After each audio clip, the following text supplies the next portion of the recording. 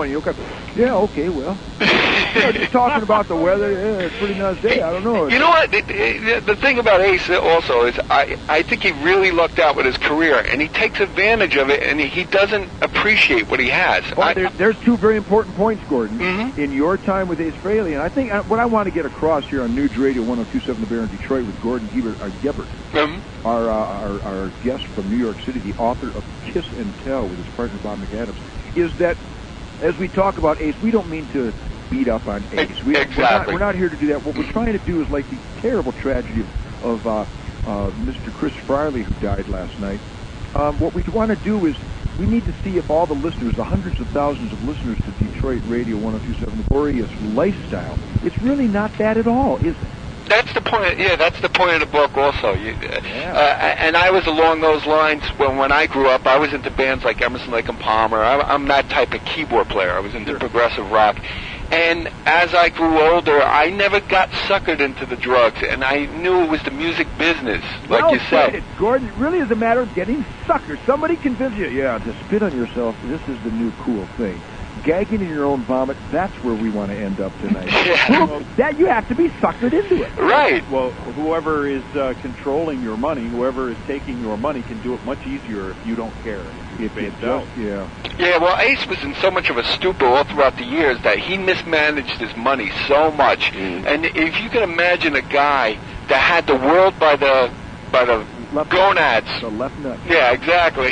And just not appreciate all the money he had and all the fame, and he was just in a daze and a stupor, and he's no different from a guy on the street, that has no money, and he just was a drunk with money. Did his substance abuse problems begin with his association with Kiss, or was it? No, it was before that. It was in high school. In fact, Bob McAdams, details that a little bit in the book. Ace was never really into drugs, and when he used to fake taking drugs. Yeah, it was weird. He would do it just to get girls and stuff like that. Except me. Exactly, it's a peer pressure thing. I used to fake it just to piss people off because I was going through a bad LSD trip. I pulled out a gun. He's armed and he's on acid. Oh, God! Well, that's what it was like growing up in the Bronx. You had all that peer pressure. He grew up in the Bronx. I could clear the room like nothing you've ever seen. Was it Ace's idea for the band to wear makeup because he was the ugliest guy? Oh, man, you guys are brutal. Oh, he was. You're the one talking about the makeup in the bathroom for hours. He's in there putting the pancake. Oh, the pancake makeup. He used to spackle his face. Yeah. I think that he needed it. He was sponsored by Play-Doh, I think, just to fill the. Yeah, that's terrible. But no, I'm not here to bash him. There's funny stories. Balls and jeans, wasn't it really? Yeah, it was. In fact, they got the influence from like Alice Cooper and the New York Dolls. Sure. Yeah. So let's talk. Gordon Gebert is our guest, the author of Kiss and Tell from New York. Gordon, it really was. Ace is probably just a sweetheart guy. He's probably basically a type C personality, basically harmless, wouldn't bother anybody, won't start anything, won't initiate anything. But all of a sudden he's got millions of dollars. But Gordon, I got to ask you, you're hanging around him all these years. You're criticizing that he was a failure at managing his money. I bet you never turned down a free meal. I bet you never turned down an offer of an upgrade or a limo ride. No, well, you went into business with him, right? Yeah, I did. In fact, and I put my money into it. He didn't put a dime up. No. Yeah, I was in it. It was in the post-Kiss years that I really hung out with him, and it wasn't in his glory days. I mean, Bob was the one. He reaped the limousine rides and the traveling with Kiss. And literally, by the time Kiss broke up, Ace was broke. Yeah, he had no money. He was broke. Yeah, and how can you? Yeah, and mismanage millions of dollars. It's crazy. So when I hung out with him, he wasn't driving around. He was driving around in second-hand Thunderbirds and stuff like that.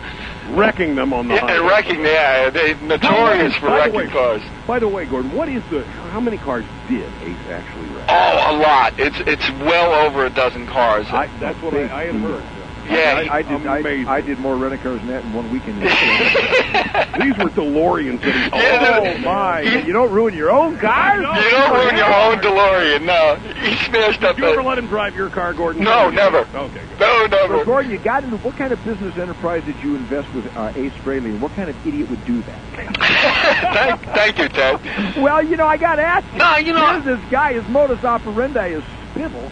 Hey, I'm going into. Were you gonna actually invest the capital? Were you going to take advantage of his name? Or no, not at all. No, there was a manager that started a drug rehab house. No, we tried to do an intervention with him and all that.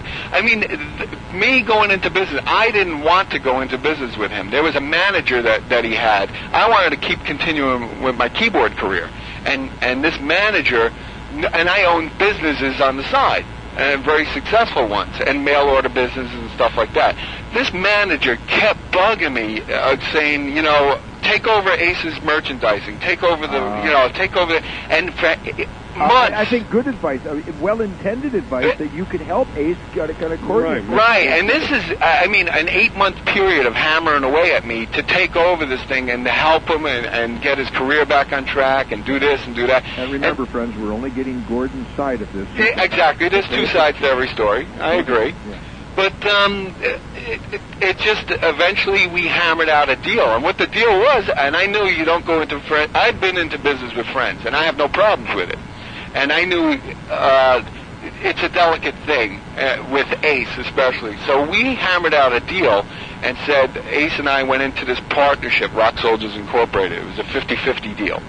And we said that we weren't going to deal with each other directly. We were going to go through a third party, this manager, if we had any problems with the business. So it was a smart thing. We didn't want to ruin our friendship. Sure, it sounded like you had a good outline there. Yeah, so that was the outline, exactly. And then Ace, a couple of months later, fires the third party. So now we had to deal with each other. Yeah. And that's when it started getting uglier and uglier and uglier. And here's a guy that can't manage, he can't manage life, exactly. He can manage hair. Yeah. Much less a business. That must have been just a horrible, frustrating situation for a business. It came to a head during a KISS convention, according to the book. Yeah, it did. Tell us a little bit about that, because that just shows, to me, it just shows what a total jerk this guy was here. Well, it just dealing with him. We were down in Florida in October of '93. I remember the month and the year, and it was a KISS convention in Orlando. And we lost money at this KISS convention. We only pulled in like $900 and something. $900.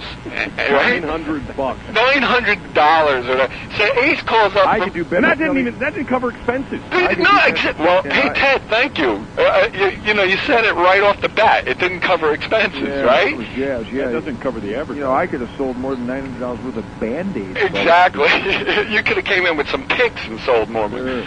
So now you were at a KISS convention. Tell us about a KISS convention for those of us who never attended one. This is people coming to fondle KISS memorabilia and buy stuff. Pretty much. I think what it is, it's the same group of people that travel across the country and they buy and sell their same material back and forth. Back and forth. Yeah. Same collectors. Yeah, exactly. A microcosm of the deadheads. Yeah. So when we were down in Orlando, we had Ace called up the hotel room and he says, "All right, how much did we get?" And I said, "Ace, man, this convention was a wash. It was a washout. We didn't make money." He goes, "Well, what happened?" And I said, "We only pulled in like $900 and something." He goes, "All right, give me half." And I go, "Wait a second. We got to cover expenses: the plane fare, the hotel."